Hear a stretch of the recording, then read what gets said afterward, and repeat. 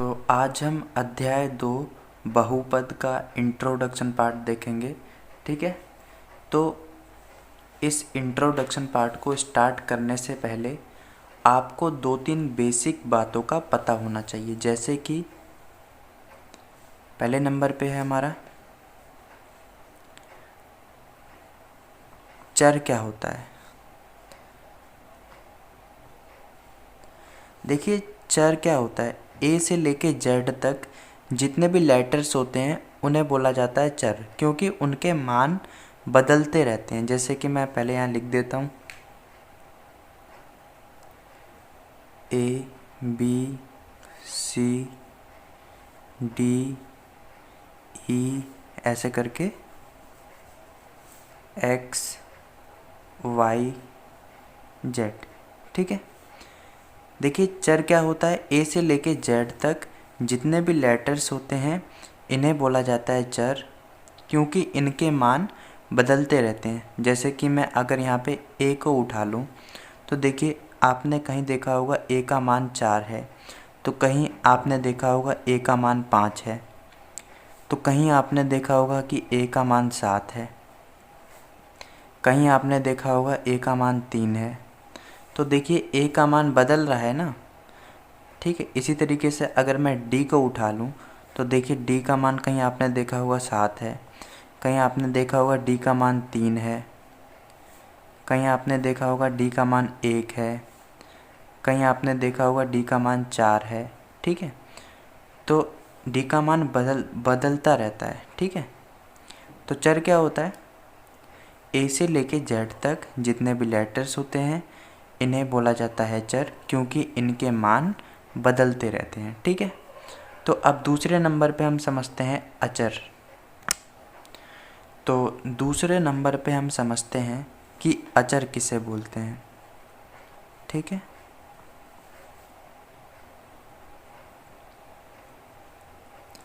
अचर, देखिए अचर का मतलब होता है कि जो बदलता ना हो, जो बदलता नहीं है।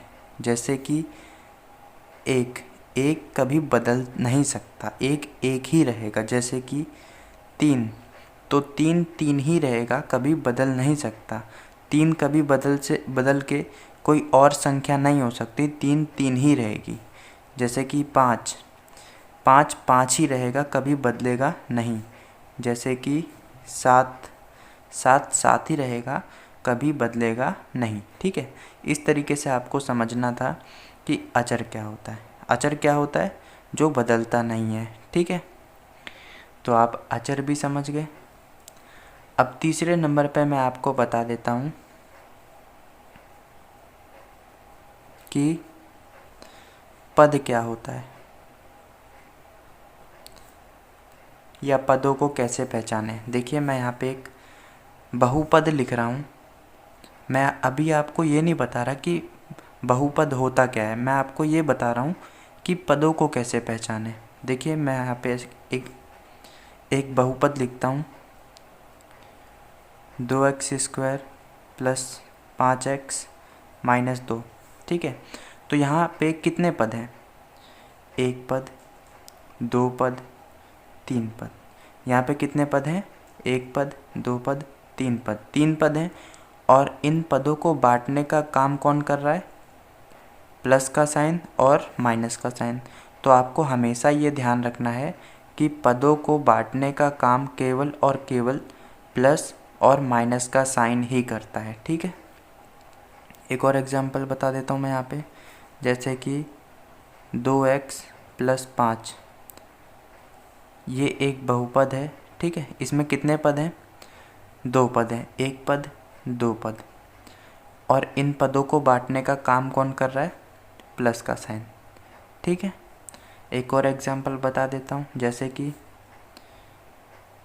3x माइनस 2, तो ये एक बहुपद है। इसमें कितने पद हैं, 2 पद, 1 पद, 2 पद, 2 पद हैं। और इन पदों को बांटने का काम कौन कर रहा है, माइनस का साइन कर रहा है। ठीक है, आपको हमेशा ये ध्यान रखना है कि पदों को बांटने का काम केवल और केवल प्लस का साइन और माइनस का साइन ही करेगा। ठीक है, तो ये आपको ध्यान रखना है। तो आपने समझ लिया कि चर किसे बोलते हैं, अचर किसे बोलते हैं और पद किसे बोलते हैं, ठीक है। तो अब हम अपने इंट्रोडक्शन पार्ट को स्टार्ट करते हैं। यहाँ पर हम स्टेप से चलेंगे, स्टेप वाइज चलेंगे, ठीक है। तो देखिए स्टेप नंबर वन में देखते हैं हम। देखिए जो बहुपद होता है इसको दो भागों में बांटा गया है, बहु और पद, यानी कि बहु जमा पद। बहु का मतलब होता है बहुत सारे और पद का मतलब होता है पद, ठीक है। अब देखिए मैं यहाँ पे अगर आपको बहुपद की परिभाषा बताऊँ तो देखिए ध्यान से, यहाँ पे बहुपद की परिभाषा मैं आपको बताता हूँ। यहाँ पे बहुत सारे पदों से मिलकर, ठीक है, आपको पता है कि पद क्या होते हैं, ठीक है। बहुत सारे पदों से मिलकर जो बीजीय व्यंजक बनता है,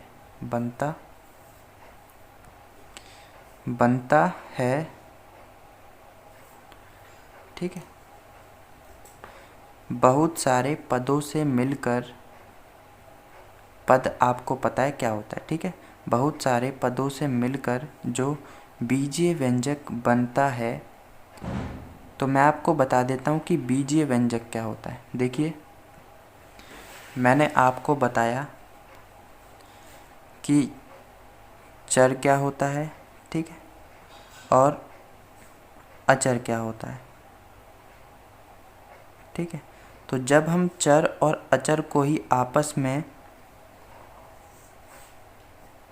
जोड़ देते हैं, घटा देते हैं, गुणा कर देते हैं, भाग कर देते हैं, तो बीजीय व्यंजक तैयार हो जाता है। जब हम चर और अचर को ही आपस में जोड़ देते हैं, घटा देते हैं, गुणा कर देते हैं, भाग कर देते हैं, तो बीजीय व्यंजक तैयार हो जाता है। जैसे कि एक एग्जाम्पल से मैं आपको यहाँ पे बताता हूँ। जैसे कि मैंने यहाँ लिख दिया x, एक मैंने चर लिख दिया x, जमा का निशान लगाया और एक अचर लिख दिया 2, तो ये क्या तैयार हो गया, बीजीय व्यंजक, ठीक है। एक और एग्जाम्पल मैं आपको बताता हूँ यहाँ पे। जैसे मैंने लिख दिया y माइनस, यानी कि एक चर लिखा मैंने y, ठीक है, और माइनस का निशान लगाया और एक अचर लिख दिया 3, तो ये क्या है, बीजीय व्यंजक, ठीक है। इसी तरीके से मैं एक अचर लिख देता हूँ 2, गुणा का निशान लगा देता हूँ, ठीक है, और एक लिख देता हूँ अचर 3 लिख दिया, फिर बटे का निशान यानी कि भाग का निशान यहाँ पे बनाएंगे। अब बटे में मैं यहाँ लिख दे रहा हूँ x, ठीक है, और फिर जमा का निशान लगा देते हैं और फिर 1 लिख देते हैं अचर 2, तो ये भी क्या तैयार हो गया, बीजीय व्यंजक, ठीक है। तो मैं बस आपको इतना बताना चाहता हूँ कि जब चर और अचर को ही आपस में जोड़ दिया जाता है, घटा दिया जाता है, गुणा कर दिया जाता है, भाग कर दिया जाता है, तो बीजीय व्यंजक तैयार हो जाता है, ठीक है। और एक बात ध्यान से समझना, ये जो बीजीय व्यंजक है इसके बराबर में हम कोई संख्या लिख दें, 0 लिख दें, 1 लिख दें, 2 लिख दें, कुछ भी लिख दें, तो ये जैसे मैं यहाँ 0 लिख देता हूँ तो ये बीजीय व्यंजक नहीं रह जाता, ये बीजीय समीकरण हो जाता है, ठीक है। जैसे कि ये बीजीय व्यंजक है, इसके बराबर में मैं कोई संख्या लिख दूँ, जैसे 0 ही लिख देता हूँ, तो ये बीजीय व्यंजक नहीं रह जाता, ये बीजीय समीकरण हो जाता है, ठीक है। जैसे कि ये बीजीय व्यंजक है, जैसे ये बीजीय व्यंजक है, इसके बराबर में अगर मैं 0 कर दूं तो ये बीजीय व्यंजक नहीं रह जाता, बीजीय समीकरण हो जाता है, ठीक है। तो आपको ये पता चल गया है कि बीजीय व्यंजक क्या होता है और आपको ये भी पता चल गया कि बीजीय समीकरण क्या होते हैं, ठीक है। अब हम अपनी परिभाषा को दोबारा से पढ़ते हैं। देखिए बहुत सारे पदों से मिलकर, पद आपको पता है क्या होता है, ठीक है। बहुत सारे पदों से मिलकर जो बीजीय व्यंजक भी अब आपको पता है, बीजीय व्यंजक बनता है उसे बहुपद कहते हैं, जिसमें चर की घात, चर क्या होता है वो भी आपको पता है, चर की घात पूर्ण संख्या होती है। पूर्ण संख्या क्या होती, देखिए मैं आपको यहाँ पे बता देता हूँ। पूर्ण संख्या, पूर्ण संख्या, पूर्ण संख्या, पूर्ण संख्याएं होगा, ठीक है। पूर्ण संख्याएं वे संख्याएं होती हैं जो 0 से स्टार्ट होती हैं, जैसे 0, 1, 2, 3, 4, 5 ऐसी चलती रहती। इन्फिनिटी है यानी कि अनंत है, तो इन्हें बोलते हैं पूर्ण संख्याएं, ठीक है। तो आपको पूर्ण संख्याएं भी पता चल गया। आपको अगर इस परिभाषा को अच्छे से समझना है तो आपको केवल 4 चीज़ें पता होनी चाहिए। पद क्या होता है, ठीक है, बीजीय व्यंजक क्या होता है, ठीक है, चर क्या होता है, ठीक है, और पूर्ण संख्या क्या होती है। अगर ये 4 चीज़ें आपको पता है तो आप इस परिभाषा को बहुत अच्छे से समझ सकते हैं। देखिए मैं आपको दोबारा से बता देता हूँ। पद आपको पता है क्या होता है, बीजीय व्यंजक भी मैंने आपको बता दिया क्या होता है, चर क्या होता है वो भी मैंने आपको बता दिया, और पूर्ण संख्या क्या होती है वो भी मैंने आपको बता दिया, ठीक है। तो अब इस परिभाषा को अच्छे से समझते हैं।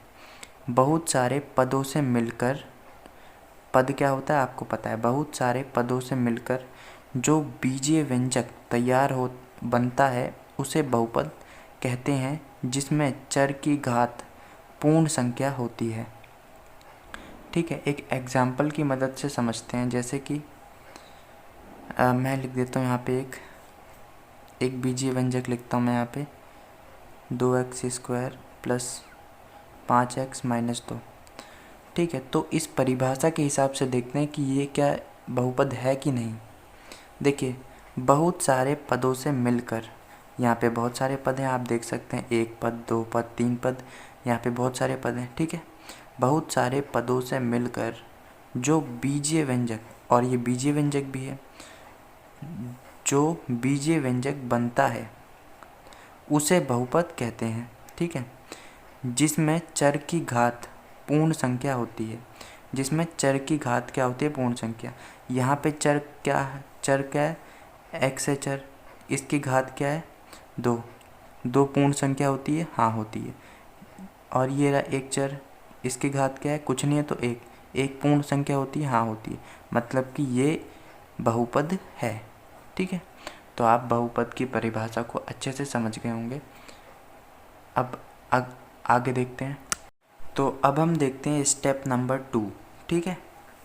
तो स्टेप नंबर 2 में हम देखेंगे, देखिए यहाँ पे हम बहुपद को 3 भागों में बांट सकते हैं, पद के आधार पर, चर के आधार पर, घात के आधार पर, ठीक है। तो पहले पद के आधार पर देखते हैं। जब किसी बहुपद में केवल एक ही पद होता है तो उसे एक पदीय बहुपद कहा जाता है, ठीक है। और जब किसी बहुपद में 2 पद होते हैं तो उसे द्विपदीय बहुपद कहा जाता है, ठीक है। और जब किसी बहुपद में 3 पद होते हैं तो उसे त्रिपदीय बहुपद कहा जाता है, ठीक है। और बहुपद को बांटा गया है चर के आधार पर। जब किसी बहुपद में केवल एक ही चर होता है तो उसे एक चरीय बहुपद कहते हैं। जब किसी बहुपद में 2 चर होते हैं तो उसे द्विचरीय बहुपद कहते हैं। और जब किसी बहुपद में 3 चर होते हैं तो उसे त्रिचरीय बहुपद कहा जाता है। और बहुपद को बांटा गया है घात के आधार पर। यहाँ पे जगह कम थी इसीलिए मैंने नीचे लिख दिया, ठीक है। घात के आधार पे बांटा गया से मेरा मतलब है आपको देखना है बहुपद में हाईएस्ट पावर क्या है, यानी कि उच्चतम घात क्या है। जैसे कि मैं आपको यहाँ पे पहले बता देता हूँ, जैसे मैं लिखता हूँ 2x² प्लस 5x माइनस 2। तो यहाँ पे चर जो है, ऐसा कौन सा चर है जिसकी घात सबसे ज़्यादा है, ये चर है, इसकी घात क्या है 1 है, ठीक है। ये चर है, इसकी घात 2 है। तो आपको वो चर देखना है जिसकी घात सबसे ज़्यादा है, यानी कि आपको उच्चतम घात देखनी है, ठीक है ना, उच्चतम घात देखनी है। जैसे कि मैं यहाँ लिख दूँ 3x घन minus 5x² plus 3x minus 2, ठीक है ना। तो यहाँ पे ऐसा कौन सा चर है जिसकी घात सबसे ज़्यादा है? ये चर है, इसकी घात क्या है? 1 है। ये चर है, इसकी घात क्या है? 2 है। ये चर है, इसकी घात क्या है? 3 है। तो ऐसा कौन सा चर है जिसकी घात सबसे ज़्यादा है? ये वाला जो चर है इसकी घात सबसे ज़्यादा है, यानी कि आपको हाईएस्ट पावर पकड़नी है, ठीक है। तो देखिए आप यहाँ पे ध्यान से, बहुपद को घात के आधार पर बांटा गया है, बहुपद को घात के आधार पर बांटा गया। तो देखिए जब किसी बहुपद में हाईएस्ट पावर 1 हो, यहाँ पे चर क्या है? ये रहा x, इसकी घात क्या है? 1। तो यहाँ पे बहुपद की हाईएस्ट पावर क्या है? 1। तो जब किसी बहुपद में हाईएस्ट पावर 1 हो, जब किसी बहुपद की हाईएस्ट पावर 1 हो तो उसे रैखिक बहुपद कहा जाता है। जब किसी बहुपद की हाईएस्ट पावर 2 हो तो उसे द्विघात बहुपद कहा जाता है। जब किसी बहुपद की हाईएस्ट पावर 3 हो तो उसे त्रिघात बहुपद कहा जाता है, ठीक है। तो ये था हमारा स्टेप नंबर 2। अब हम चलते हैं स्टेप नंबर 3 की तरफ। तो अब हम स्टेप नंबर 3 देखेंगे। देखिए यहाँ पे हम बहुपद की पहचान करेंगे, मतलब कि मैं यहाँ पे बीजीय व्यंजक लिखूँगा और हमें पता लगाना है कि क्या ये एक बहुपद है या नहीं, ठीक है। तो मैं यहाँ पे लिखना स्टार्ट करता हूँ। जैसे कि मैंने यहाँ पे लिख दिया 3x प्लस 2, ये एक बीजीय व्यंजक है, ठीक है। हमें पता लगाना है कि क्या ये एक बहुपद है या नहीं। तो देखिए आपको देखना है चर, अगर चर की घात पूर्ण संख्या है तो ये एक बहुपद है, और अगर चर की घात पूर्ण संख्या नहीं है तो ये एक बहुपद नहीं होगा। तो यहाँ पे चर कहाँ है? ये है चर x। तो ये जो चर है इसकी घात क्या है? कुछ नहीं है तो 1 होगा, और एक पूर्ण संख्या होती है, ठीक है, यानी कि ये एक बहुपद है, ठीक है। एक और एग्जाम्पल देखते हैं। 2x² plus 5x minus 2। तो देखिए ये एक बीजीय व्यंजक है, तो हमें पता लगाना है कि क्या ये एक बहुपद है या नहीं, ठीक है। आपको देखना है चर, अगर चर की घात पूर्ण संख्या है तो ये एक बहुपद है, और अगर चर की घात पूर्ण संख्या नहीं है तो ये बहुपद नहीं है। तो यहाँ पे चर कहाँ है? ये है चर, इसकी घात क्या है? 2। 2 पूर्ण संख्या होती है? हाँ होती है। यहाँ पे ये चर है, इसकी घात क्या है? कुछ नहीं है तो 1। 1 पूर्ण संख्या होती है? हाँ होती है, यानी कि ये एक बहुपद है, ठीक है। एक और एग्जाम्पल देखते हैं। जैसे कि मैं यहाँ लिख देता हूँ 3x की पावर माइनस 1 जमा 2। तो ये एक बीजीय व्यंजक है, ठीक है। तो बताइए क्या ये एक बहुपद है या नहीं। आपको देखना है चर, अगर चर की घात पूर्ण संख्या है तो ये एक बहुपद है, और अगर चर की घात पूर्ण संख्या नहीं है तो ये एक बहुपद नहीं होगा। यहाँ पे चर कहाँ है? ये है चर, इसकी घात क्या है? -1, और -1 जो है ये पूर्ण संख्या नहीं होती, इसीलिए ये बहुपद नहीं होगा, ठीक है। एक और एग्जाम्पल देखते हैं। जैसे कि मैं यहाँ लिख देता हूँ √2 जमा x। तो देखिए ये एक बीजीय व्यंजक है, ठीक है। तो हमें देखना है कि क्या ये एक बहुपद है या नहीं। आपको केवल इतना देखना है चर, अगर चर की घात पूर्ण संख्या है तो ये एक बहुपद है। यहाँ पे चर कहाँ है? ये है चर, इसकी घात क्या है? कुछ नहीं है तो 1, और एक पूर्ण संख्या होती है? हाँ होती है, मतलब कि ये बहुपद है, ठीक है। एक और एग्जाम्पल देखते हैं। जैसे कि मैं यहाँ लिख देता हूँ √x जमा 4, ठीक है। तो बताइए क्या ये एक बहुपद है। देखिए आपको देखना है चर की घात पूर्ण संख्या है तो ये बहुपद है। देखिए रूट का मान होता है 1/2, तो अगर हम इसको सही से लिखें तो इसको ऐसे लिखेंगे x की पावर 1/2 जमा 4, और यहाँ पे चर कहाँ है? ये है चर, और इसकी घात क्या है? 1/2, और 1/2 जो होता है वो पूर्ण संख्या नहीं होता, इसीलिए ये जो है ये एक बहुपद नहीं है, ठीक है। एक और एग्जाम्पल देखते हैं। 3x, क्या ये एक बहुपद है? आपको देखना है चर। अगर चर की घात पूर्ण संख्या है तो ये एक बहुपद है। यहाँ पे चर कहाँ है? ये है चर, और इसकी घात क्या है? कुछ नहीं है तो 1, और एक पूर्ण संख्या होती है, मतलब कि ये एक बहुपद है।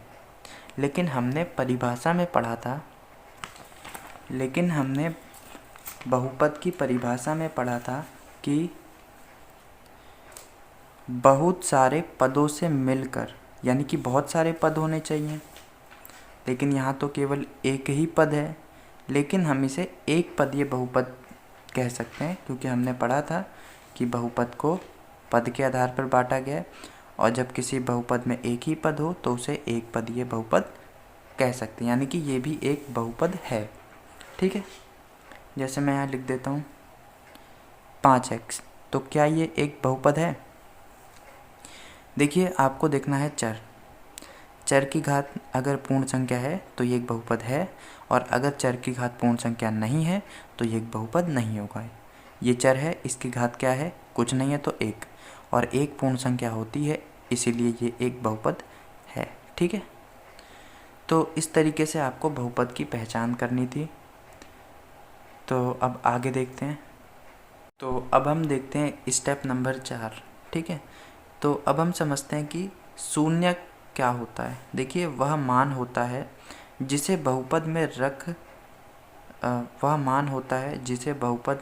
रखने पर वह बहुपद शून्य हो जाता है। यानी कि शून्य क्या होता है? वह मान होता है जिसे बहुपद में रखने पर वो बहुपद पूरा शून्य, 0 हो जाता है। ठीक है, जैसे कि एग्जाम्पल के लिए मैं यहाँ पे आपको बता देता हूँ। जैसे कि मैं यहाँ पे एक बहुपद लिखता हूँ 2x जमा 4। ठीक है, अब हम इसका निकालते हैं शून्य। कैसे निकालेंगे? इसके बराबर में 0 करेंगे। मैं यहाँ पे इसको दोबारा से लिख के 0 करूँगा। 2x + 4 = 0। ठीक है, प्लस का 4 है, इसको इस तरफ भेजेंगे, माइनस का 4 हो जाएगा। 2x = -4। ठीक है, अब देखिए जो 2 है ये गुणा में है x के, तो 2 को जब इस तरफ भेजेंगे तो ये भाग में चला जाएगा, और यहाँ हो जाएगा x = -4/2। तो यहाँ हो जाएगा 2 दूनी 4, यानी -2। तो x का मान निकल गया -2। तो ये क्या निकला है? ये जो x का मान है, ये जो x का मान -2 है, यही है शून्यक। ठीक है, और ये है बहुपद। ठीक है, तो ये जो x का मान, यानी कि ये जो शून्यक निकला है, इसको इस बहुपद में रख देते हैं, यानी कि x की जगह रख देते हैं। तो यहाँ क्या हो जाएगा? 2 गुणा x कितना? -2 जमा 4। इसको सॉल्व करेंगे, 2 दूनी 4, तो ये माइनस का 4 हो जाएगा, जमा 4। तो -4 और +4 दोनों कैंसिल हो गए, 0 आ गया। ठीक है, तो देखिए शून्यक क्या होता है? शून्यक वह मान होता है जिसे बहुपद में रख दिया जाए। शून्यक क्या होता है? वह मान होता है जिसे बहुपद में रख दिया जाए, तो वह बहुपद क्या हो जाता है? शून्य हो जाता है, जैसा कि आप यहाँ पे देख सकते हैं। ठीक है, ये जो शून्यक निकला, हमने इसको बहुपद में रख दिया, ठीक है, तो ये बहुपद जो है वो पूरा 0 हो गया। ठीक है, तो इस तरीके से आपको समझना था। शून्यक वह मान होता है जिसे बहुपद में रख दिया जाए, तो वह बहुपद शून्य 0 हो जाता है। ठीक है, तो आप समझ गए होंगे। तो अब हम देखेंगे स्टेप नंबर 5। देखिए, स्टेप नंबर 5 को मैंने 3 भागों में बांट दिया है। ठीक है, तो पहला भाग देखते हैं। पहले भाग में हम एक चीज़ समझना है हमें पहले पार्ट में। देखिए, जैसे मैं यहाँ पे एक बहुपद लिख देता हूँ 2x² जमा 5x - 2। तो इसी बहुपद को हम ऐसे लिख सकते हैं px बराबर ये वाला बहुपद 2x² जमा 5x - 2। देखिए, जो ब्रैकेट में जो लेटर आएगा वो लेटर आएगा जो यहाँ पे चर है। यहाँ पे चर क्या है? x है, इसीलिए यहाँ ब्रैकेट के अंदर x आएगा। ठीक है, और यहाँ बाहर आप कोई सा भी लेटर लिख सकते हैं जो आपका मन करे, ठीक है। एक और एग्जांपल से मैं आपको बता देता हूँ, जैसे मैं यहाँ लिख देता हूँ 5x - 2, ठीक है। तो ये एक बहुपद है, इसको हम ऐसे भी लिख सकते हैं g ब्रैकेट में x बराबर 5x - 2, ठीक है। यहाँ पे आप अच्छे से समझ सकते हैं। देखिए ये जो बहुपद है इसमें चर क्या है, x है, इसीलिए ब्रैकेट के अंदर x लिखेंगे और बाहर आपका जो मन करे वो लेटर लिख सकते हैं, ठीक है। तो ये था हमारा पार्ट स्टेप नंबर 5 का पार्ट 1। अब पार्ट 2 देखते हैं। तो पार्ट 2 में हमें समझना है कि अचर बहुपद किसे कहते हैं। अचर बहुपद, ठीक है। देखिए अचर बहुपद जो होता है वैसे बहुपद होते हैं जिनकी घात 0 होती। अचर बहुपद ऐसे बहुपद होते हैं जिनकी घात 0 होती है, जैसे कि 2, 4, 6, 9, 5, ये सब क्या है, अचर बहुपद। कैसे, देखिए पहले 2 को देखते हैं। 2 को मैं कैसे लिख सकता हूँ, 2 गुणा 1, ठीक है। और देखिए x की पावर 0 का मान क्या होता है, 1, ठीक है। तो मैं 1 की जगह यहाँ पे x की पावर 0 लिख सकता हूँ। तो यहाँ लिख दूँगा 2 गुणा x की पावर 0, ठीक है। तो आप यहाँ पे देख सकते हैं, यहाँ पे चर है, इसकी घात क्या है, 0। 0 पूर्ण संख्या होती है, हाँ होती है। तो ये एक बहुपद है, ठीक है, ये एक बहुपद है, आप देख सकते हैं। तो अचर बहुपद ऐसे बहुपद होते हैं जिनकी घात 0 होता है। अचर बहुपद ऐसे बहुपद होते हैं जिनकी घात 0 होती है, ठीक है। जैसे कि 4 को ले लेते हैं। अगर मैं 4 को यहाँ पे 4 को ऐसे लिख सकते हैं, 4 गुणा 1, और 1 की जगह मैं लिख दूँगा x की पावर 0। तो यहाँ हो जाएगा 4 गुणा x की पावर 0, ठीक है। ये भी एक अचर बहुपद है, ठीक है। जैसे कि मैं 6 को ले लेता हूँ, 6 को लिख सकते हैं 6 गुणा 1, और 1 की जगह लिख देंगे x की पावर 0। तो यहाँ हो जाएगा 6 गुणा x की पावर 0। तो ये भी क्या है, अचर बहुपद है, ठीक है। और 9 को देख लेते हैं। अगर मैं यहाँ पर 9 गुणा 1 लिख दूँ और यहाँ लिख दूँ 9 गुणा 1 की जगह x की पावर 0, ये भी क्या है, अचर बहुपद है। 5 को देख लेते हैं। अगर मैं ऐसे लिख दूँ 5 गुणा 1, ठीक है, और 1 की जगह x की पावर 0 लिख दूँ, तो यहाँ हो जाएगा 5 गुणा x की पावर 0। तो ये भी क्या है, एक अचर बहुपद, ठीक है। तो ये सभी क्या है, अचर बहुपद है, ठीक है।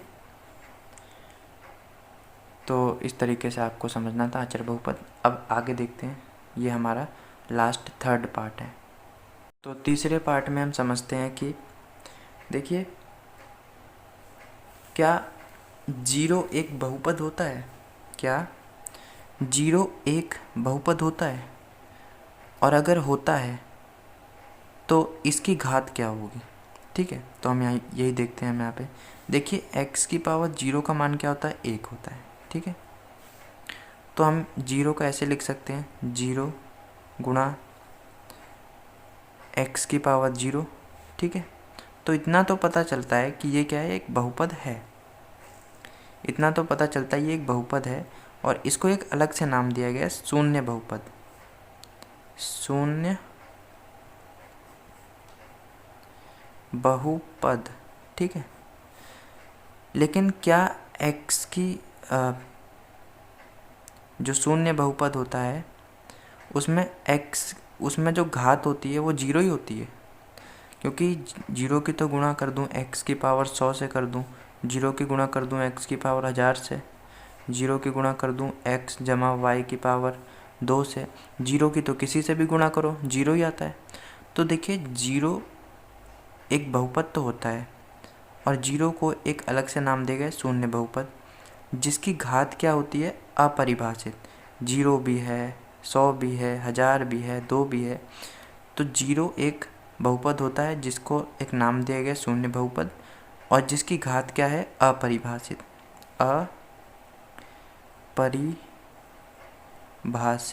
अपरिभाषित है, यानी कि 0 भी है, 100 भी है, 1000 भी है, 2 भी है, और भी लिख सकते हो। 0 गुणा x की पावर 15 कर दो, कुछ भी कर सकते हैं, ठीक है। तो इस तरीके से आपको समझना था शून्य बहुपद। और यहाँ पे आपका इंट्रोडक्शन पार्ट जो है वो ख़त्म होता है बहुपद का। तो अगर आपको ये वीडियो अच्छी लगी हो तो इस वीडियो को लाइक, शेयर और चैनल को सब्सक्राइब कर देना। वीडियो देखने के लिए थैंक यू।